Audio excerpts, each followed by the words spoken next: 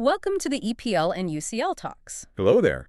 This week, we're taking a really granular look at the fallout from the Premier League weekend. We are. But, we're not spreading it thin. We are focusing all of our analytical energy on one single result. Just one. One result that has, I think, exposed a genuine crisis of confidence, tactics, and identity. That result, for anyone who might have missed the headline drama, was Tottenham Hotspur's deeply, deeply concerning 1-2 home defeat to Fulham. Yeah. And this wasn't, a tight game where they were unlucky. No, this was a flashpoint, a moment where all these long simmering issues just boiled over. Right. So our mission today is really to unpack it all for you.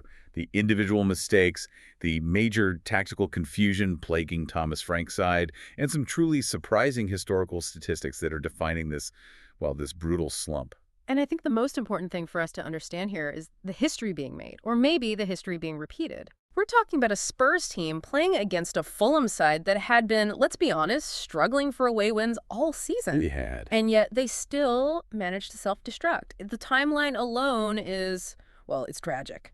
It was a chaotic, record-breaking start, but, for all the wrong reasons. Yeah. Spurs conceded 2 goals in just 5 minutes and 43 seconds. Yeah. Just think about that for a moment. That is the earliest they have ever trailed by 2 goals in a Premier League home match. Ever. They were behind before the crowd had even properly settled in. The first goal, just 4 minutes in by Kenny Tet, that felt symptomatic, didn't it? Just sloppy play in midfield leads to a deflection off Destiny Udogie. It did. But the second goal, that's the one. That's the one we'll be seeing on highlight reels for years, purely because of the almost comical nature of the error. It was a moment of, inexplicable panic from Guglielmo Vicario. Absolutely. He comes sprinting way out of his box, and he makes the decision to play the ball instead of just, clearing it. Just hoof it into the stands. Right. The sensible high-percentage play. Yeah. But instead, he hits this incredibly weak pass. A nothing ball, really. It goes straight to Harry Wilson. And Wilson, sensing the moment, he doesn't even hesitate. Not for a second. From about 35 yards out, he just executes this spectacular strike into a completely empty net. It was a gift. It wasn't even a fantastic press from Fulham. No, it was a totally unforced error. Yeah. Exactly. And when you see mistakes like that, it just filters through the entire stadium. Oh, yeah. It infects the belief of the players and the fans just immediately. And the stats after that just hammer it home, don't they, how completely impotent Spurs were. They reached halftime, having generated only 2 shots and a minuscule .07 expected goals or XG. Let's just put that .07 XG into context for you. Please do. A normal top 6 Premier League club playing at home, you'd expect them to generate at least 1.0, maybe 1.2 XG in a first half. Minimum. This .07 isn't just low. It suggests they created virtually no dangerous scoring opportunities whatsoever. It's the definition of wretchedness. The boos at halftime were absolutely deserved. Oh, totally. It wasn't just reflecting the scoreline, but the total lack of competitive spirit. And historically, the numbers confirm the mountain they built for themselves. What were they? Spurs had not won any of their previous 39 Premier League games when trailing by 2 or more goals at halftime. 39? Dating all the way back to 2010. That's a huge psychological barrier to overcome. They did eventually find a moment of individual quality in the second half. Mohamed Kudus, who'd been quiet, scored a brilliant half volley. Beautiful goal. Top corner, 59th minute, assisted by Lucas Bergvall. It briefly reduced the deficit, but, the damage was already done. It was. And that failure to convert that one moment of quality into a real comeback, that brings us directly to Thomas Frank. And the growing criticism of his project. Frank arrived with so much goodwill, didn't he? He earned this incredible reputation as a top manager. A cultural architect, even at Brentford. He consistently squeezed these phenomenal performances out of players with limited resources. Took them up from the championship, made them a stable Premier League team. Exactly. But here's where it gets really interesting. When you move from a club whose ambition is survival and, consolidation to a Big Six club like Tottenham, the whole nature of the challenge changes. Completely. It's not just about overachieving anymore. Well, it's about winning. Right. It's about dominating week in, week out. And that shift brings enormous expectation and scrutiny. It's clearly the most challenging period of his career in England. Without a doubt. And the biggest concern right now, based on that Fulham performance, is that the team just lacks a clear plan, a structure, any recognizable patterns of play. They look, frankly, totally off the cuff. That's the phrase. And you could see that tactical void so clearly in the first half. The play was incredibly lopsided. How so? Frank had his side playing without a true left winger, which meant they were relying entirely on Destiny Udogie for width on that flank. And this is where the tactical analysis really matters, isn't it? Because by asking Udogie to do all that, you expose him to two major risks. One, he has absolutely no support underneath the ball. He's isolated, he's turning it over. And two, if he loses possession. There's a massive vacuum behind him that Fulham can and did exploit immediately. The whole team just lacked balance. That structural inconsistency is a theme, though, isn't it? We've seen him constantly shifting systems. Almost searching for a solution he hasn't found yet. There was the back five against Arsenal that collapsed. Then a back four against PSG where they lost 5-3, but, he saw a response. And then starting with a three-man midfield against Fulham that just offered no control. It creates chaos, not clarity, and players cannot develop confidence or chemistry in chaos. And the irony is, if we look at the best system they've displayed, it was the 4-2-3-1 they switched to late in the game. Exactly, with wide players and a proper number 10, which just raises the question, why isn't that the established starting point? Especially when you think about the cost of the players involved. We're talking high-value, expensive attacking talent. Take, for instance, the player who cost them £51 million this summer. Yeah, the young creative talent, the one designed to be the focal point in that number 10 role. And he's been flicking in and out of the team. Which you just can't do. For a creative player, a potential star who costs that much money, they need consistent minutes, they need trust, they need a stable role to build that confidence and unlock their creativity. You're actively undermining your own investment otherwise. 100%.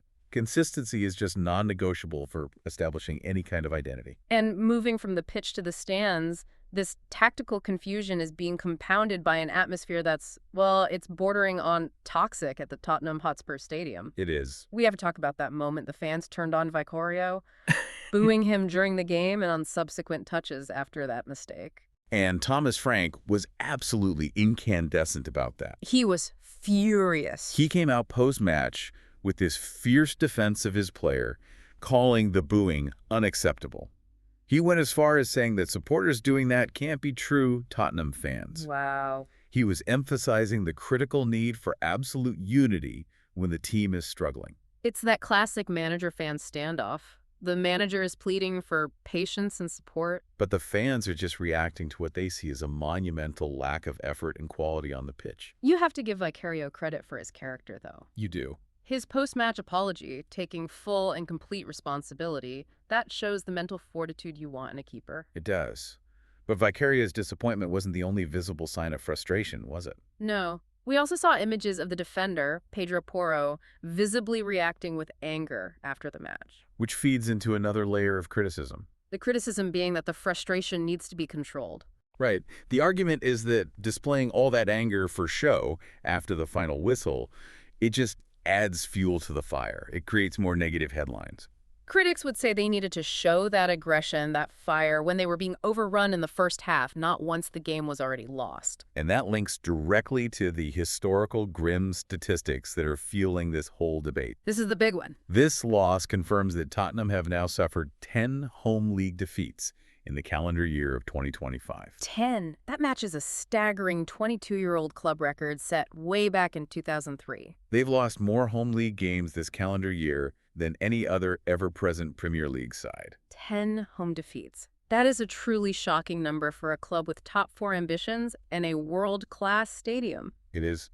And when you look at numbers that bleak, the conversation immediately shifts away from just the manager's tactics and lands squarely on the quality of the players. Absolutely. This is where the passengers argument comes in. Critics are getting more and more vocal. And what are they saying?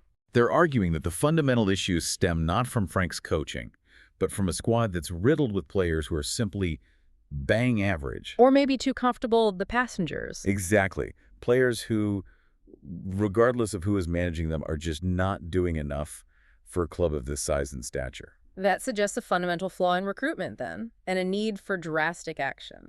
The consensus among those critics seems to be that a mass clear-out of, say, 5 or 6 underperforming players is necessary. Regardless of whether Frank is given more time or not. Correct. They're arguing the squad is just structurally mediocre in key areas. It's a significant indictment, suggesting the club needs a complete reset of its dressing room culture and talent profile. And while Tottenham were dealing with all this existential angst, the rest of the league just sort of provided the context for the pressure cooker Frank's in. It really did. The Yeah. drama wasn't just confined to North London. That's right. Manchester City, under their own pressure after a couple of defeats, they managed to secure a crucial, nerve-shredding 3-2 home win over lowly Leeds. And they nearly threw it away. City actually blew a 2-goal lead, despite goals from Foden and Gvardiol, But Foden clinched it with a 91st-minute winner. which was a vital result for them, keeping them 4 points behind Arsenal. And for Thomas Frank, watching City still find ways to win ugly. It just increases the pressure. Right. The gap to the top doesn't wait for you to find your identity.